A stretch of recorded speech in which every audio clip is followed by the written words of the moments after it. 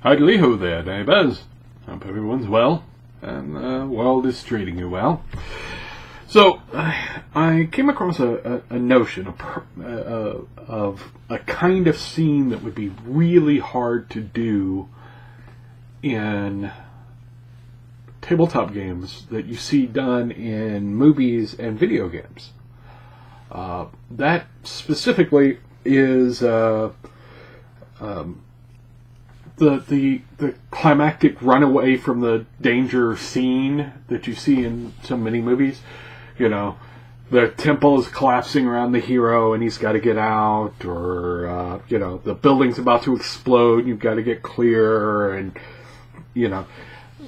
those scenes mechanically are relatively simple to run in any game. The problem is the stakes. If you're doing it right, the stakes for a temple collapsing on you is death. If your building is going to blow up, you don't want to be inside it. If you are, you could die. But you can't really do that in most tabletop games. I mean, in a sort of action-adventure game, at any rate, there are plenty of games that you could do that, where, death happens fairly readily, and, alright, fine. But, something like a D&D, or, a high-adventure game, it would be hard to do that, because the character's survivability will depend on their ability to make a die roll. And, they roll poorly, their character's dead. You could do it in multiple tests, so that they could fail one, but maybe make it on the others. I don't know. I don't have a solution to this particular problem, but it occurred to me that was something that you might want to think about. And maybe some of my viewers actually have dealt with it, and what they did to solve the problem.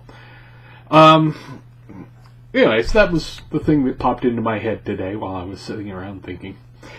I've been having problems sleeping lately, so that's why I've been kind of out of it for a while. I'm trying to correct those problems, but, things happen. We'll see how it works out. Anyways, the other thing I'm going to mention, before I cut short this little ramble, is a friend of mine, Brenda Stoddard. I had him on the audio show a while back. Has been writing some articles for Tribality about lessons for your tabletop games that you could take from LARPing. Some of my viewers, of course, are fellow LARPers. Some of them are old friends of mine, but quite a few of them are not.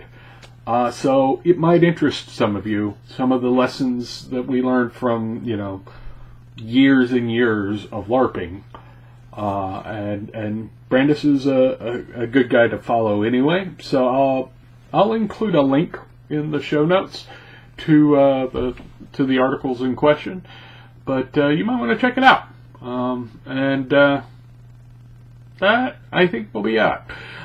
I will be back later. See ya. Bye.